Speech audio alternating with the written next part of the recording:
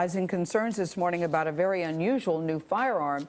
It could go on sale later this year. The weapon looks just like a smartphone, but it's actually a .380 caliber handgun. The design is drawing attention from law enforcement and the lawmakers like Senator Charles Schumer. Josh Elliott of our digital network CBSN is here with the controversy.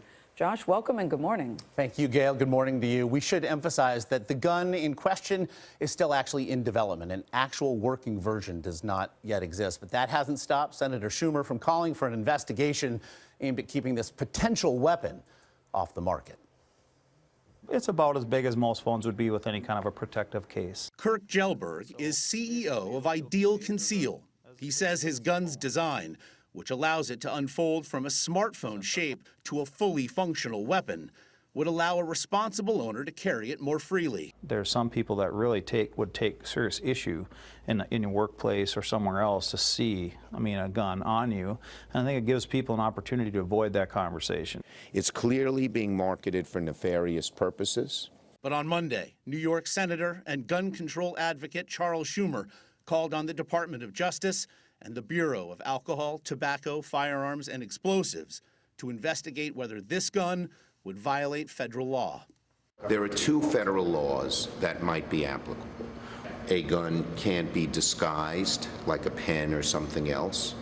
The other says that if a gun can't be detected as a gun, as it goes through security, like at an airport, both can be made illegal.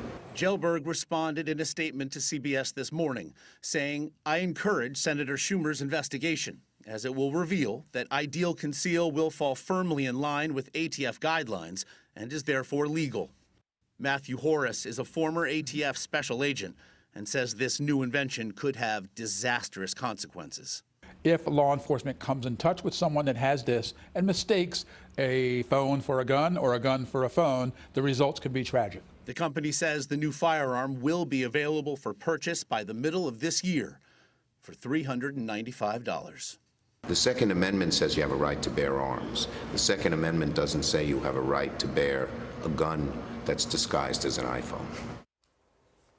We asked Senator Schumer whether his investigation was simply giving free publicity to a product that doesn't yet exist. He responded simply by saying 4,000 people have applied for this gun, and he says those people want it as soon as it becomes available. I wonder what power Schumer has to stop it. Yeah, the legality of this is obviously one thing in a vacuum.